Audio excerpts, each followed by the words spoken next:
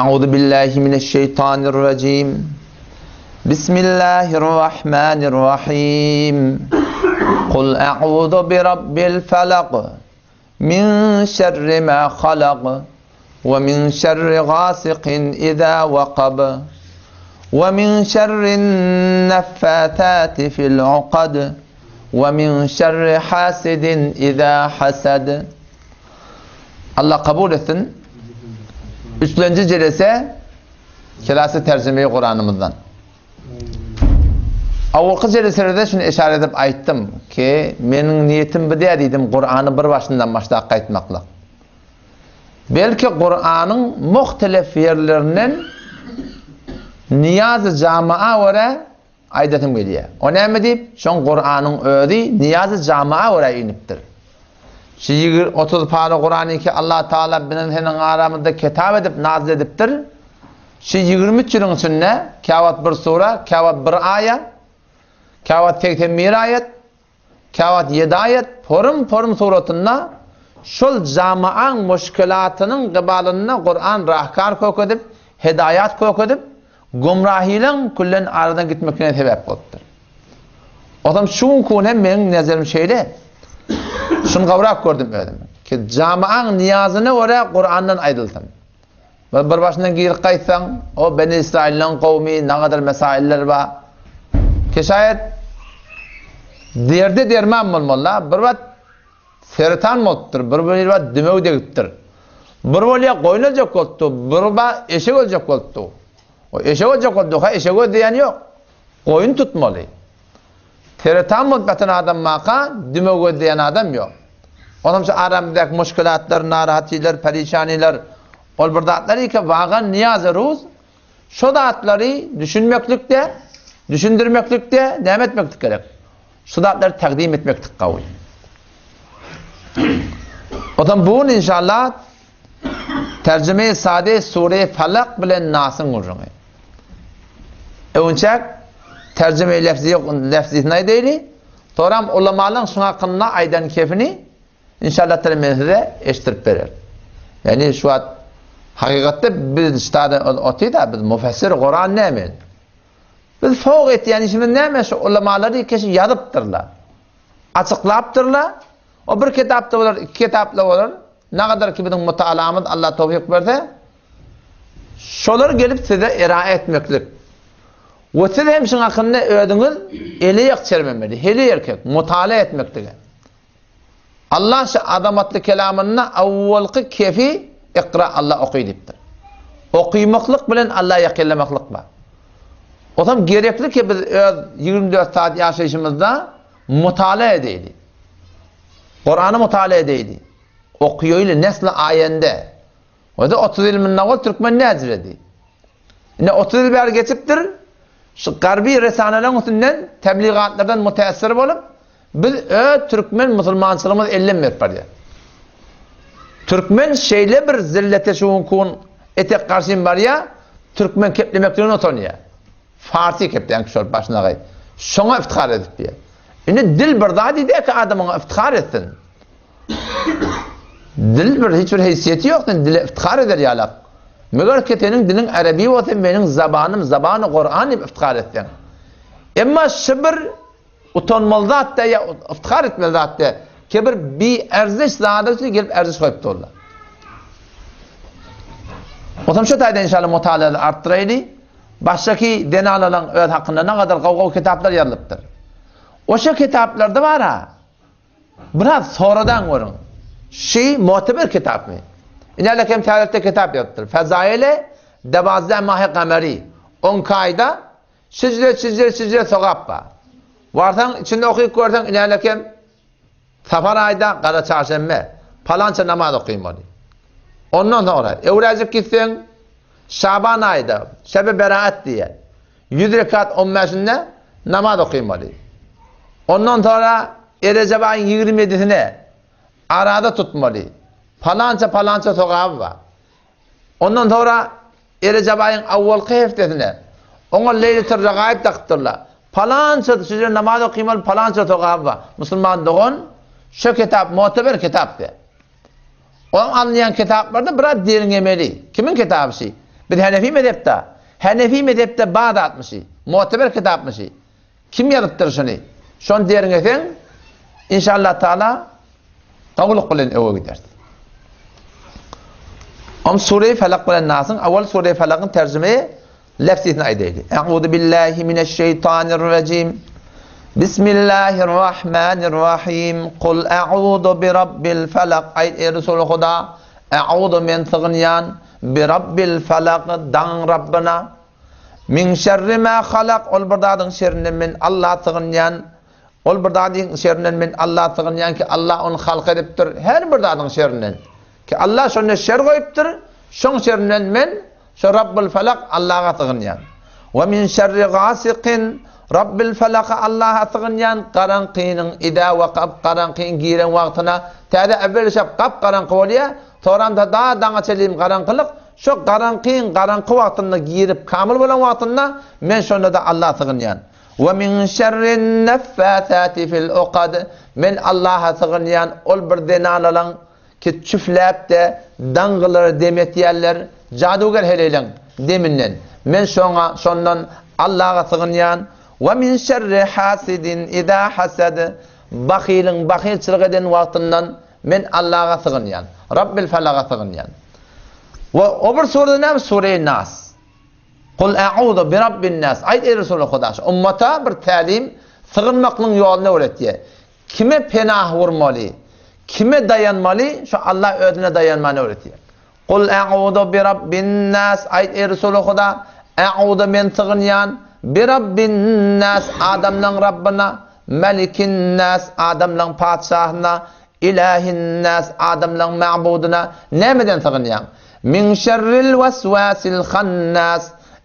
Ol bir şeytanın vesvesesinden tığınyan ki penhani vesvese ettiye.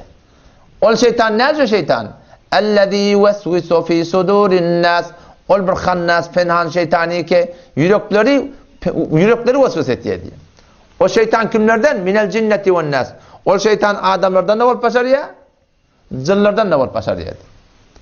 Kur'an'ın başlarında ne bilen başlaptır? Eûzu billah. Allah'a tığınyan mineşşeytanirracim. Kavlan şeytandan. Biz Kur'an'ın başı Allah'a tığınmaklık bilen başlaptır. Ve Kur'an'ın sonu da Allah'a tığınmaklık bilen tökenttir. Şu arada hissat yok. Yani avvalla, ahirda kime tığınmalı? Yeke bir Allah tığınmalı. Tevekkül ner bolar endişe maya, gevnin iyi verme her hayta zaya, barçanın dayancı kadir Hudaya, Allah'dan örgüge töyüncü olma. Töyüncün dayancın dine şu bir Allah'a olmalı. Allah'dan gayret tığınmak doğru. Ya Behvettin Ata, ya Halet Nevi, ya Karahun Kaka, ya falan yetişeveri, olokan bir günah kaçırır. O ne mi deyip? O bizden havari yok. Behvettin Ata şu açtı adamı. Halet Nevi'ye açtı adamı. Karahun Kaka diyanın açtı adamı. Falan şehit diyanın açtı adamı. Ola ho cenneti varıp betildi. İmanlı geçerli o da. Peygamberler keser derset imanlı geçti. Ondan merdebeden veli diyen, tanılayan adamla bizden havari yok onun. Olur böyle de. O taada ola. Bu taada de ola. Ya inerlekem kabristanın başına varıl ya falani sen bana dua edeveri. Burada basa ölü alhantama diye. Ölü senden hantama. O dua gödeşmedi. Ben aydama onu peygamberime yaptır. Fe innel meyyite kel garik. Ölün adam, gark olan adam yalak deyiptir. Yentadiru daveten. Ona da gödeşmedi. Neme gödeşmedi? Telhaku min abin. Atasından, ev omin ya enesinden, ev akin ya doğanından dua gödeşmedi. Tadaka gödeşmedi diye aslında. Oğum tem var, ona bana dua et demektir. On öde var ulukan muhtaç. Ondan sonra da yine bir dabba. Dua ettirmekteki şu hukukun Türkmen beter hevet.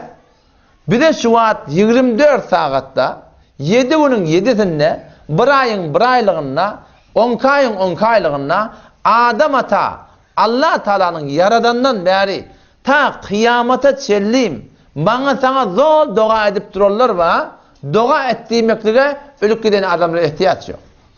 Peygamber hadisine aydıptır. Şimdiden bolup veren yağdayımız. Sadece men kavmi. Namaz bilen mi? Namaz cemaat bilen mi? Yok. Men sadece bolup versin tereke mi?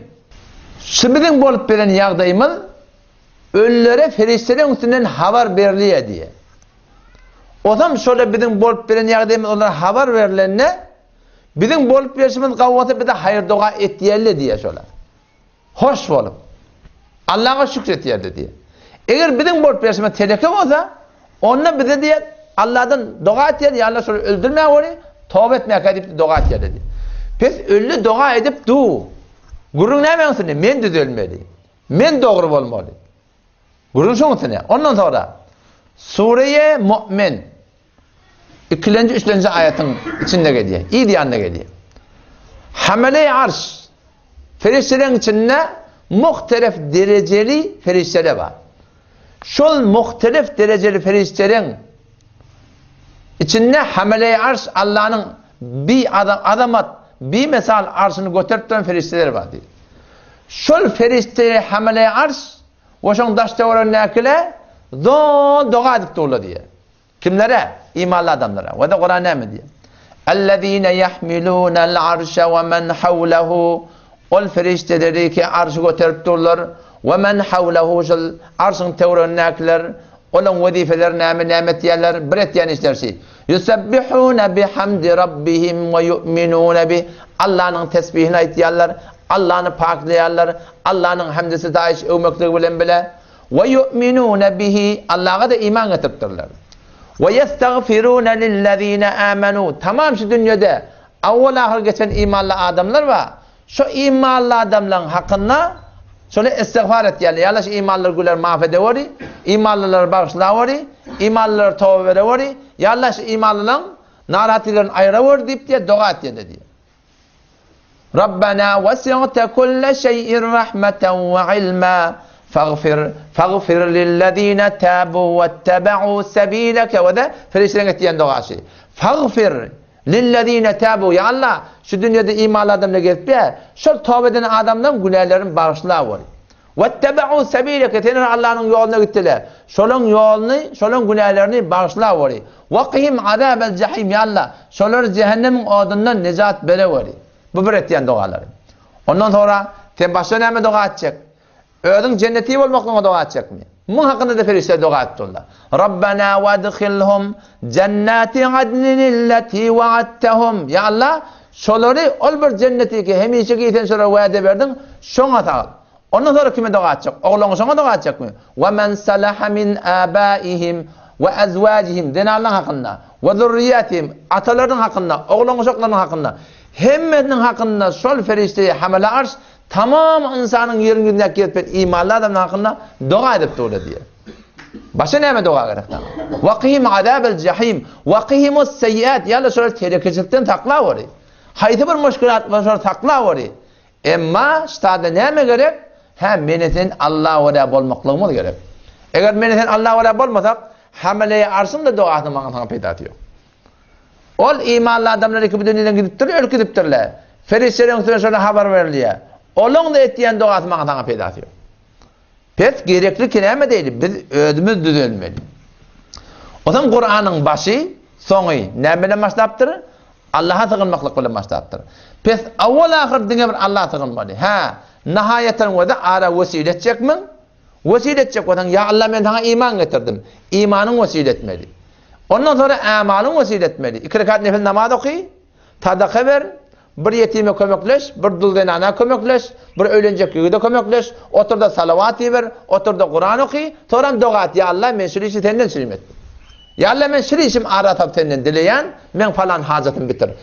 Allah'tan dileyen, arada burada vesile et yer. Ya birbirine dua ettiriyorsun, bunda da bir irat yok. O nihayeten Hanefi mezhepte önküzede ayettik ne yapmalı? Ya Allah, evliyaların hürmetine, şehitlerin hürmetine, peygamberlerin hürmetine men duamı kabul edeveri. Şuna diyerle vesile etmekle. Ama ya falani men dadımı yetişeveri, hiçbir ehl-i sünnet vel cemaat Hanefi mezhepte, kullen 4 mezhepte ayet sepen Sure-i Maide Allah Teala vebtegu ileyhil vesile deyiptir da. Meni Allah'a yakılacağım vesile talep edin. Hiçbir müfessir şunu vebtegu ileyhil vesilen Allah'dan gayrı çağırmalı tercüme etmektir. Şu açın. Yok zaten. O beyerdekiler bunu nereden ait ya? Hiç yerden nasıl? Öz cüzünden ait ya şunu. Yok zaten arada. Bir yerden getirdiler şunu. Köpmehinde böyle Vehhabi olma. Vehhabi'nin orasından Hanefi mezhebinin orasından. Ama adamın öyle akidesine itip verelim. Reddül Muhtar'da geliyor. فصل في البيع فصل في التبسل من الله سبحانه وتعالى. La yenbagî li ahadin, hiç kime icazı yok diptir. Yed'u Allah illa bihi. Ki Allah sığındın meğer Allah'ın ödü bilen sığınma. Näme? Ey bi zatihi ve esmaihi ve sifatihi. Allah'ın odan atları var. Allah'ın zatını ödü bilen sığınma. Ve zalika mimma ustafide min kavli Teala. Ama madem akiden nereden çıkarttır bi? Vehhabin akidetim yok. Allah'ın ne Kur'an'ın şülüyen zatı diye. Allah'ın Kur'an'a edittir.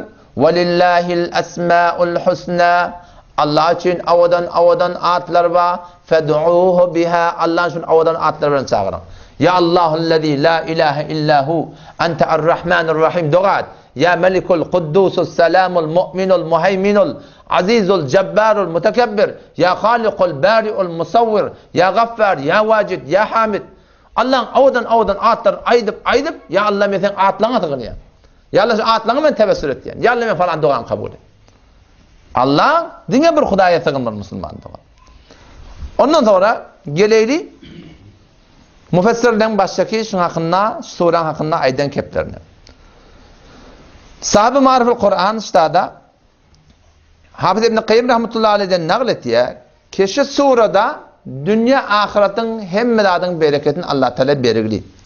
Yani şu iki tane sura Falak bilen Nas caduna ayırmaklık bolsa, gözlemeyen evine geçmeli bolsa, afat-ı cismani ve ruhani, ten daşına, içeriğine gelecek dererlerin hemmesine şu Sure-i Falak bilen Nas ne bittir? Dermanşı dittir. Başka bir daha ihtiyacı yok merhale evvelde. Haydi bir müşkül meriyle yaptırdın mı? Haydi bir narahat içtirdin. Peygamber Aleyhisselam'dan sabit. Peygamber Aleyhisselam her vaktiki merillerine şu Falak'ı okuyarmıştık. Nasıl okuyarmıştık? Şöyle o daha. Demek ya biraz tükürdün. Göveriyordun. Şeyde kulli bedenine şey tüküyordun. Beter bir peydalılar. Hazreti Ayşe radıyallahu anh'a ne mi diye? Ahir hayatında Peygamber Aleyhisselam dünyadan kaçacak oldu. Kaytma uğruna. Peygamberimiz okuyup ödü bir elini çüflemekliğe yağdayı yok. Men yani Falak bilen Nas'ı okuyordum. Peygamber eline çüflerdim. On Peygamber ne şeyle ödü eline diye imanını sürterdi diye. O ne mi deyip ödüne çüflep ödü tüykede olacakmıştık. Peygamberin elinin bereketi fark etti diye. Onşa da Peygamberin eline çüflermiştik. Peygamber şeyle imanını yükermiştik. O zaman haydi bir narahatı olsa. Ferezden anlayan oğlanına göz degiptir. Falak bilen Nas'ı okuy eline. Önce okuy, çüfle, şu oğlanın şeyle imanını sürtsün. Ya okuyup yani de ödünle çüflesen var diye. Gözlemekle gedek kalsa, cadığı gedek kalsa, şuna meyneş, haydi bir daha da gedek kalsa, şu iki tane sonra olakan bir mücerreb, beter bir peydalar Müslümandı. Yani ve de Kur'an, İslam bana sana, şu müşkülatı ki senin zindigimde bir şey yara, şuna yolu öğretiptir. Şu yolun doğrusundan gitmeli. O taraftan şeytanlar ve şeytanın uğraşıp da yol öğretiptirler. Ondan Allah Teala narazı, ama Allah Teala öz radi tertibini öğretiptir. Cadu badat. Kavatlarda cavan oğullar soruyor, ben aslında caduya etiqadım yok men diye. Gözlemem men etimadım yok diye. Doğa vermem men etimadım yok. Aslında etiqadım yok men diye. Müslümandan o da etiqadım yok. Bu bir daha ki Kur'an'da geliptir. Musa Aleyhisselam hakkında geliyor fecau bi sihrin azim diye. Cadugerane Firavun bir ulukan bir cadu ile geldi diye. Pes cadu bir daha ki Kur'an'da sabit dat, bolyan dat. O şu iki suranda sebebi nuzulun hakkında geliptir. Şu iki tane sura neme sebep olup Allah Teala nazil ettir. Neme müşkile girettir Peygamberimiz. Cami-i İslam şöyle neme müşkile girettir. Keşke iki tane sura iniptir. O Peygamber Aleyhisselam diye İlerlerken bir tane Yahudi Adil Lebid ibn Asam münafıkmıştık. Yahudi zahiren öyle Müslüman koyup Müslümanlığın ahine girip çıkıp bir adam. Peygamber Aleyhisselam'ın bir tane nocavan gulamı varmıştık. Şol Peygamberimizin darağından bir neş tanecigini kesip alıyor. Beher nehvi. Şunu devvalıyor. O zaman bir sığırın içerisinde 11 yerinden duya. İki tane sure nesden ayet, 11 ayet. Sığırın içerisinde 11 yerinden duya. Her duğudan bir tane iğne geçiriyor. Ve her gayetinden nasıl Peygamberin yakma şanızlıklarından. böyle şeyden dürtüp duruşan. Otam şonu cadu edip eltip bir tane kuyu şol kuyunun içine eltip diye şonu gömüptür diye.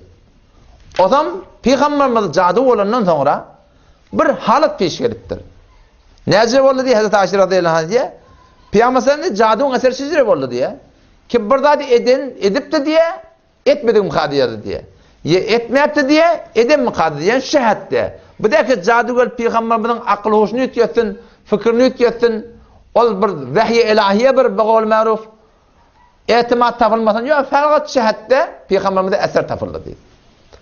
O zaman Peygamber aleyhisselam bir gün niye hem dişine koyak ediliptir. O Hazreti Ayşe radıyallahu anh'a öyle dişine aitti diye, men yatıydım deyip diye. İki adam geldi, biri ayak uzunda durdu, biri baş uzunda durdu. Ondan birbirine sordular diye, şun müşkülü ne mi? O bir dedi diye, ki şuna cadu ediliptir. O kim ediptir onu etti? Ondan Lebid ibn Asem, bir münafık adam, la ilahe illallah Muhammed Resulullah deyiptir. O Peygamber de yürekten haber yok da. Kim yürekten haber var? Yekabir Allah'ın haber var. O bir işan helilerin haber var ya kolyadı onlar. İşan helilere gitti ya, sargadın gitiptir, yüdün gitiptir. Yalan vurun ahemmedi. İşan helile burada biliyem olsa, yalanı Allah minnetinin bir yaşını alıp verecek mi ne mi? Ün hemen dağda dümenine kızıl var. Gidip şon tafarda, yalan vurun, barman şol adamdan kapısında. Her kim şolun kapısında barsa, şol adamın imanı doğru der. Eğer denana bolup barsan, erkek bolup barsan, şona yani etikad edip barsan keşke basırlılardı bilyar o şey. Şol adam söylenen nikahı poduluyor, hatmi nikahını tercüme oluyor. Yani imandan çıkıptır dedik da Huday hakikaten. Basırlığını bir Allah biliyor, Allah'dan başka bilecek yok.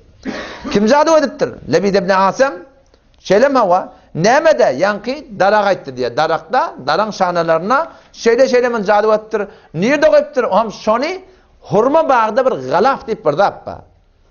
Öyle şu an, nar bağın bir nar, güllerini şeyle gülle yapacak, içinden nar çıkıyor ya. Hurma bağında bir gılafı oluyor, şun içinde hurma bağın deneleri oluyor. O şeyle açılıyor, avudallah. Onun şun içinde koyuptur, şunun pustatı var. O zaman bir tane koyuyor, dervan niye? Şu bir dağısın aşağına gömüklü, şundan Peygamber aleyhisselam bir neslen sahabanı iberiye, gidin şunu Allah'ın gelin.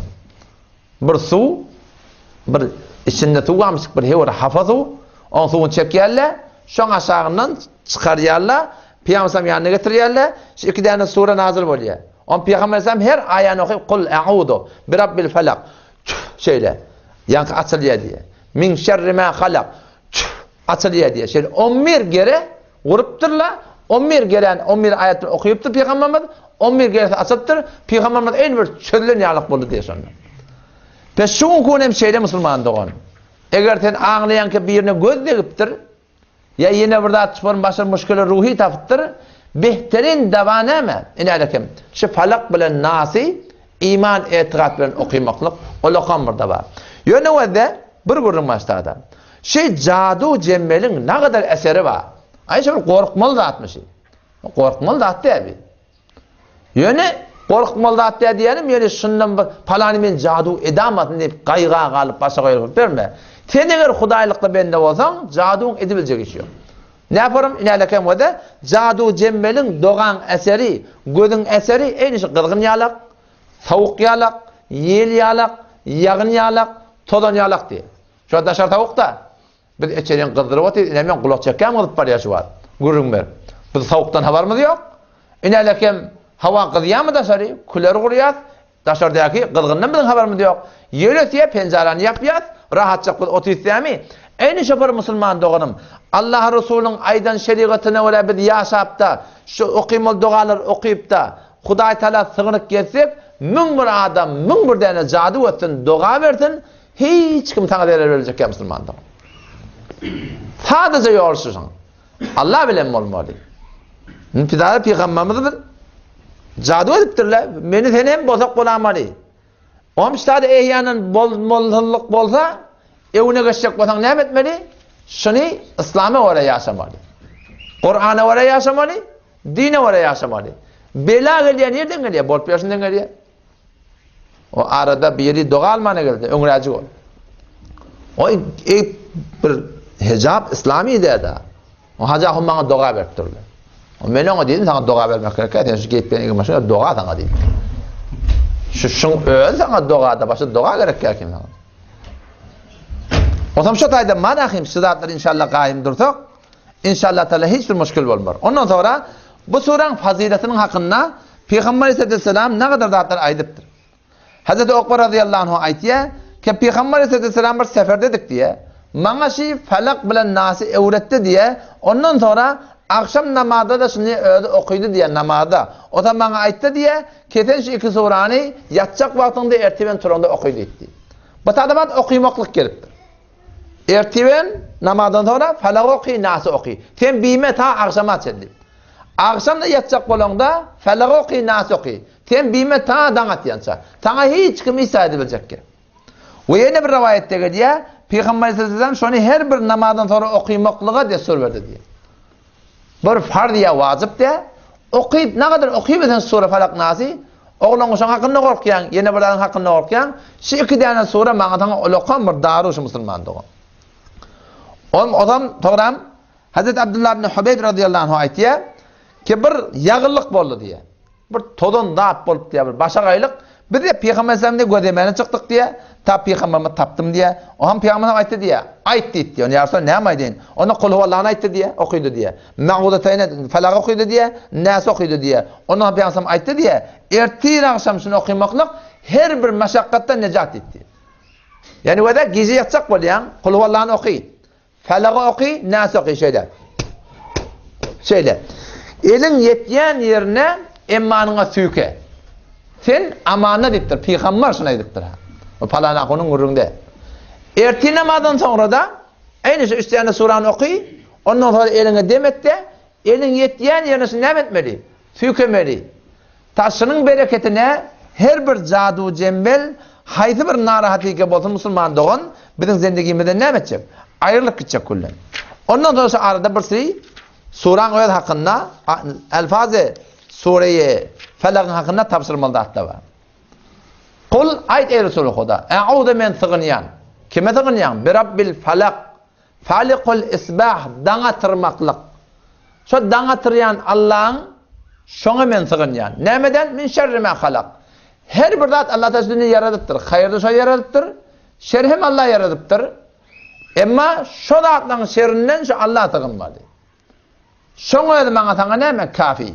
Ondan sonra diye وَمِنْ شَرِّ غَاسِقٍ اِذَا وَقَبْ Karanqın giren vaktından men yine Allah sığınyan diye. Karanqı təbi akşam bolup var ya, gün yaşıp var ya, şu vakt ken zarar yetiriyen zatdan çaşıyan vakti. Heyvanlardan, möceklerden, o zaman insanlardan oğurla, anırlı verler, akşam boda uğrayadılar.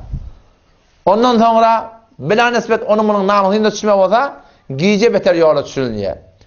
Zıllın zatlan da çaşıyan vakti diye. O zaman şu taydan hadise geliptir Müslümanın oğlum. Ki oğlancıkları akşam arada hiç çıkarmalılardan. Yani ikinliğin bolup akşam çekilmeden önce oğlanları öye getirmeli. Tavsırmalı, akşamdan önce öyde bol. Ki ne mi deyip Hudayna körde şu cıllın zatlan çaşıyan vakti şuna değerli veremez. Ondan sonra bir eslaki var okuyup dem etmeklik. Ya başka bir Müslüman doğun ya oğlancıklarını nemet yerden anlayardın keşke burada bak merlep Faloqi nasoqi çüfleşini. Onun berde de eğer doğa dakmalı olsa bir ahundan modanın doğa almalı olsan öyle neme doğa yatsa yazar Kur'an'a ve sünnete ve şunu alıp da bakırdağına dakmalı. Yani ya aknak bilen dakmalı ya qaranak bilen dakmalı. Ağlaca bilen dakmalı. Ön köfte şun ceresinde geçti gurun geçti demişim. Ağlaca dakmaklık gözbaş, yılanmaz, dadıran, bırdat şunlar ulukan bir güne kaçırır. O ne mi deyip? Çünkü Peygamber'in vatanı sılatları kafirlet yerlemiştir. Addi bin Hatim radıyallahu anh aytiye. Tefsir Maruf Kur'an'da geliyor. Cildi yakında geliyor. Ona diye ben Müslüman oldum diye. Peygamber yanına var diye. Bakırdan da bir tane serif var diye. On Peygamber dedi diye. Bu botu da bakırdan okudu etti. O Müslüman aşağı. Şu an Müslümanı bırak dedin. Ben yüreğim doğru. Ve ağlaca doğurda Hidaya Hanefi mezhebi kitabı cildi 4 faslun fil lubs ve kavluhu er-ratime ve temime ve naud billah kofir deyip tursunga, günah kebire şey. Yo biz avdalıktan çıktık ya. Bizim yüreğimiz doğru. Bizim niyetimiz doğru. Ya Müslüman da o da adli ben hatim gelip tu Müslüman. Yürekte doğru, niyette doğru, fikirde doğru. Selip takıptır bakırda ona kafirlan bir alameti Peygamberimiz ne mi diye? Bu botu da bakırdan ona koydu. Pes alaca, gözbaş, yılanmaş, hünci, anırbari şulan hiç gayet Müslüman da şeriatta doğru diye. Günah kebire şu günah bolup turundadı men niyetim doğru diye saklamak doğru deydi. O da bir günah kaçırık. O şoňa mene şuada başada ekdin gurrungy eks şeriatta şu yaşurak denen o var arağından toran qadim Türkmen aydyp berişi. Her ede jallyň ekdi bolsa, her ede ekdi bolsa, näme? Şoleye rahmet ferişte girmiyor. Oğlum şu rahmet ferişte girmeyecek bolsa näme? Şoňa zılla gelýär. Otam şol jandarly, janly zadyn ekdini ol eneň bolsun, ataň bolsun. O ýaşasyk ölen oglanyň bolsun. Müslüman da olsun Allah'dan korkup ayırmalı. Haram zatlaşlar. Günah zatlar. Yüreğini devmeli Allah'ın razı edecek var. Sen şöyle aklını koyup durdun. Belli de şu direkli sen oğlanını da belli ederler olsun. En atan sen şöyle aklını koyup durdun. Şu en atan sana tapşırıp gitmedik bu olsa kemen aklını koyama deyip. Sen de şunu koyamazsan şu direkli sen en atana belli adap verecek. O zaman şunu atlarımı tesvana. Bizim adamımızı yoğmalıqlı, ayırmalı şodatları. İnerken göplerini alıp dursan, o adamın olukan ekide alıptır, avval alınıptır da bilmeyen alıptır, mı ne emetmedin? O da şun kelleciğine, hulaseden bir laka sefit var, bir tane parça tık, hulasa şun kellerini sen ayır. Menzere olsa, derya olsa, Mekke olsa, Medine olsa, bunlarda bir iratı yok. Ama oradan ekid var, olukan ekid var. Şon kellesinin göplerine de olsa, belki ekide de olsa, şon kellesini ayırmalılar, qalanına müşkül yok şon inşallah taala. Hava ve min şerrin neffasati fil uqad ol bir zenalalar iken çüfleyerle gerehlerde şolun şerrinden Allah'a sığınmalı. Cadun helele de diyerle, erkekle de diyerle. Ama şolardan Allah'a sığınmalı. Allah'a sığınsan her bir cadu etdiyen her kim doğa verecek olup mümrala desin meneten eğer iman emevrlan bolsak inşallah taala hiç kim zarar verecek ya. Ve min şerri hasidin iza hasad bakhil bolya bakhilçılık diye. Bakhilçılıktan gurrun tur diye. Yok yerde malahim dava tur diye. Onun da şerrinden kime sığınmalı? Yeke şobur Allah sığınmalı Müslüman da olur. Ondan sonra Sure-i Nas'ın kurdun. Sure-i Nas'ta 6 tane ayet. Bunun başında 3 tane ayet geliyor Allah sığınmaklığın hakkında. Kul a'udu bi rabbin nas ayet Resul Huda men sığınyan adamların Rabbına, Melikin nas adamların padişahına, İlahin nas adamların ma'buduna, min şerril vesvasil hannas ol feribbaz şeytan penhan şevende şol batıl yatan şeytan ma şon şerrinden. Bir şeytan ma onun adına hannas dedi. Oğrunca vesvese diye. Ne yapar vesvese diye? Ellezî yuvesvisu fî sudûrin nas. Adamın yüreğini vesvese diye. İnne şu şeytan minel cinneti ven nas. Adamlardan da volt başarıya ve şeytanlardan da zillerden de volt başarıya. O zaman şu ayda bana Peygamber sallallahu aleyhi ve sellem aydıptır ki her Müslümanın yüreğine 2 tane öy vadiptir. Her Müslümanın, her insanın yüreğine 2 tane öy var diye. Bir öyü şeytanınki, bir öyü ferişteyanki diye. Bizim yani her qaytımın yüreğine 2 bölük, bir bölük şeytanınki öyü var şonşu tada. Bir bölük de ferişteyanki. Ferişte qavga uzatları maňa saňa elqa et diye. Qavga uzatları sen yüreğine ata diye. O gece buratı okuyun turup tur teheccüd okuyucu at diye. Sadaka vermeli olsa, hayır hesanat etme olsa, hayır bir iş fotoğrafı ferişte sana elqa et diye şun. Sen yüreğine ata diye şun. Emma ol şeytan nemet desen yok zatları oturuyor diye. Oradan oturuyorsun hiç zattan haberin yok. Yok burada yadın oturuyor. Canımda. Nereden geleni bilen hak. Nereden geliptir şu şeytan. Min şerril vesvasil hannas. Vesvese diye o sen Allah'a muteveccih oldun. Penhan malı yığırlıya diye. Taden Allah'dan gafil boldun. Allah'ın meclisinden gafil boldun. Allah'ın aydanından gafil boldun. Yamaçlardan gelip diye nemet diye. Çünkü cadın ten yüreğine alıp Yamaçlardan sol vesvese etmeyene dur diye Müslüman da o. Otam şu taydama gerekli, köşe şeytanın vesvesesini anlaydı. Yürek de söyle. Yürek sancağını anlayan da. Yürek sancağını anlayan. Aynı şey var mı yüreğimde vesvese bolanına da son anlamadı. Otam şu yüreğimde vesvese bolanına Allah'a sığınmadı. Ne yok vesvese öyle. Birden birinin hakkında bakışır geliyor yüreğine. Sonra "Euzu billahi mineşşeytanirracim. Euzu billahi mineşşeytanirracim." Sığınyan Allah'a kavlan şeytandan. Kavlan şeytandan. 4-5 serap son aytsan ödü yok korkutuyandır. İnne keyde şeytani kâne zayıfe. Şeytanın hileti Allah zayıftadır. Bir şeyle kuvveti yok onunla. Yani o haçan şiir oluyor. Ol vakti ki adam şan uğruna gitti. İne lekem takriben bir 7-8 yıl oldu da ben İşan Hayduruğu'nu bir CD vurdum. Adam gıdıp barışıma acan işan, bican işan, falan işan deyip adım tuttum ama onu. Adam onun oğlu gelip ben davalaşıp sen ben neyene töhmet turtturdun. O sen neyene ne emet dedim adam.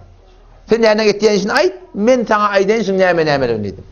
Adam şeyde böyle şey deyip ayt dedim. Bak cının vurundaşı dedim ben. Şına cın satasıptır dedim. Adam o da dedim. Şuat ödün kavu diye. Şuatçı daşça olarak dediğin anılar var akıyım. Ben değişime falanı girdi. Falanı gelip du. Biz sana inşallık verecek boliyat. Sen şunu almalı. Almadan falan edecek. Şu doğruca şeytanın yolu. O önçetedeki orkelene bakayım. İnelekem adam atamı da ağdıracak olanına şeytan Kur'an'da Allah Teala'nın dahsanı getiriptir. Ne mi diyor şimdi? Adam ata. Hay adam ata ben sen ağdıracak olayandır ha. Sen şu bağdan sen etmin imelli aten. Ben sana düşman ha deyiptirmiş. Yok. Ne mi deyip diye. Kale ma nehâkumâ rabbukumâ an hâzihi şecere. Ey adam ata önüne kavatten kulağatın. Allah Teala şu bağdan ime dedi. Ola şunun için ime dedi. İlla en tekûne melekeyn ve de. Siz şu bağdan iyitiniz perişte olayanız. Ev tekûne minel halidin. Hemiyecek işi cennette olayanız. Ve kâsemehuma antüste diyara. İnni lekuma leminen nasihin. Allah bilen kazam, şunun bilen hamin. Baba siz şunun iyiden görün. Evunçak gelenine dost olup geliyor. O zaman ona ihtiyanını kabul ettin mi hemen inşallah verilecek oluyor. Burada verilecek oluyor. Bana bir pay verilecek oluyor. Onun için pay mı kadip duran o da boyun alsam onun izine mi oluyor? İzine eleken var bir can nişanlığından sonra. Kullen şu an değerliptir. Dışarı çıkan haberdar olmasan nire gittiğini bildir diye. Şuna mı şu tamam şu insan heliyle sonunu gözden son iyiydi değerlime var ya. Kur'an şuna aydıptır da. وَمَنْ يَعْشَانْ ذِكِّرْ rahman. Her kimi ki Allah'ın şeriatından yüde vursa, şeytanın aydanını boyun alıp Allah'ın aydanından yüde vursa, نُقَيِّرْ لَهُ şeytan. Allah biz bir şeytan şuna musallat etti. فَهُوَ لَهُ قَرِينَ. Şu şeytan gelip şuna dost oluyor diyor. Yani ne geliyor? Hava ne mi? Bir sana pay verecek oluyor. Sana inşallık verecek oluyor. Doğruca şeytanın yolu. Kavluk bilen geliyor. O zaman sonra ne etti? Etçeğin etti ya. Sonra ilmin elinden çıkıp olana ayarlı oğlum şuna hakkında beter haberdar olmalı. Denana diyen cemaatta inşallık bu olmaz. Yalan vurun. Denana inşallık ne mi biliyor musun? Adamın hıtmetini ettin. 5 vakit namazına kaym olsun. Arazasına kaym olsun. Hicabına kaym olsun. Haydi bir denana bana inşallık ver diye vallahi onu yalan alıyorsun. Boş vurun. Dükkana sıktırılı öldürme. Şoň senin bayjak kop başlama. Meni seni gaýat durana ola. Otam şo taýdan öde habardar bolaydy. Peygamberimiz aýdypdyr da, her kimin ýanynda bir şeytan bar diýdi. Yani her kim dünýäge gelende bir şeytan şo bilen bilece dünýäge geldi diýdi. Ya Rasulullah diýdi diye. Sen de şeytanım var diýdi. Men de şeytanım var. Ýöne menki musulman bol diýdi. Menki musulman bol, ama bizim şeytanın musulman ne? Bizim her gaýtynyň gapdalyna kafir şeytan var. Şu kafir şeytanı temritsen, uğruna gitsen, şol adam üstüne mi niye? Sonra terbiye edene sonra. El çekmeye sonra. Ama şu başta geldi mi? İnalekem sen vesvese etmeyen durdu mu? Auzubillahi kâne okuydan. Ondan beri de şeriat uğruna gepen ulamardan birden doğazın. O ha sevara başartmazak olsa yine Mufti Abdullah Merdani var da. Elhamdülillah sizlerden ustası. Şol gitmeli şeyler. Şımarı telefonunu aydayım ben o da. Sefer nosedi yazdı. Nosedi şetsiyek. Hava. Haftada her şetsi çar. Şon şımarı telefonu. Şu Hudayın benneti sıratlardan için Huday şeyli oti, pullan için motoruna var. Doğadan için muhtemelen merdani pul alana. Bu da için pul alana.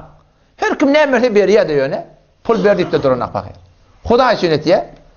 O şu adamdan yani şuna meynes başı ulamalarda bolsa bir sureti şer'iyeti varsın. Şu yoldan gitmeli inşallah Teala. O zaman şu şeytan Adem vasvese etiye.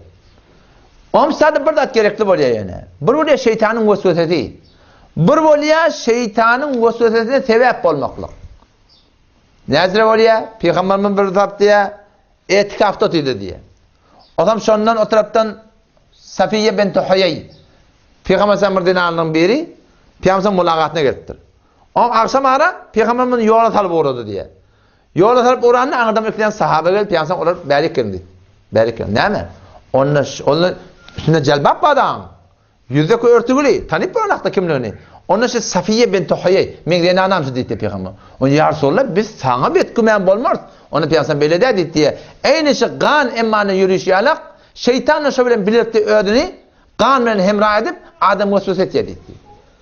Şu hadis bize ne hemen belirtiyor biliyor musun? Tehlike yerden kaçmalı. Vakti bir yer oluyor, bana sana töhmet gelecek. Seni Adem'in aydıptır ve de falan hanavadan ben bol peşini töyeme akşılan. Doğru adamla dersin. Sen barmalı yaşatak. Tanrı'nın da şey. Eğer şu doğru yerde bolsa, sana barma dediysen barma ecadan yok. Meğer enatağından sen kaytarıp bilmeye. Sen enatağına her ayda bir barmakla ecadan var. O şayden bir haftada olsun, oradan sonra yardım açıyorsun. Bayat Adem'in ecada vermez sana. Ya bir aydan ya bir haftadan inşallah ilkiftimi gödek verir. Başta doğan kardeşine bir yıldan ecadan bir salamlaşmaklığa. Bir yıldan beri sana iyi verecek ise başar ya. Bir aydan beri ya bir haftadan başar iyi verecek enatağına başar ya. Şimdi buna işi yaxşı bu bir tür enatı yok. Yani sen Adem'in anlaptır ama falanın hanımadası doğru de. Doğru hanımadı de. Sen şuna barmalı, bayat stadı mutlaka olmalı. Tanrı'nın da şey. Adem'in diyen etmeli, haçan şeriat uğruna bolsa. İslam'a ters bir meta, bayat şunun diyen etmeli. O biz erkeklerin de boyuna şey dahi. Bizim sizin diyenleri şeriat uğruna etmektir. Bizim de hatta imkan var vazife şer'imiz. O zaman şu taydan töhmet çaydan kaçmalı. Tehlike yerden kaçmalı. Sen burada görüyorsun oradan zahiren bir kavu işaret koydu. Ama senin şu da parmaklığın bilen sen hanımadana töhmet gelecek. Sen Adem'ine töhmet gelecek. Şu töhmet çaydan kaçmalı. Bir töhmet çay ne mi biliyor musun? Sen gittiyordun birinin önüne kalıyordun. Öten sonra birinin önüne mimandım da. O zaman o dot olan, denansı olaydı. Ben bileci yatacak oldu. Ben dot git, oğlan son yanına yat dedim. O ne mi değil? Şu bir töhmet cahisi. Şu şeytanın yol oynayan cahisi. Yani başka bir miman gelse, hulasa ben zendigimde gören de attım, hemen ayıttırmayacak oraya. Töhmet getiriyen de atlaşırlar. Ya seni denana gidip durdun bir adamın doğasının öyüne gidip durdun. Zen vurup durdun adamın, bana öyde yok, adamın yok. O sen baracak mı? Gela, onunla gela. Odan barıp durdun, iyi bir yandan adamsı gelmelilermiş, yokmuş da. Gelip dur kalacak oraya. Sen şu erkek bana öyde, evet kalmayalım. O ne mi deyip? Töhmet cahil şu. Erkek adamdan sonra. Bizden sonra erkek neyme vesvese oluyor yani. Şu cüre töhmetçi şu. İnerlekem sen teksi minmeli.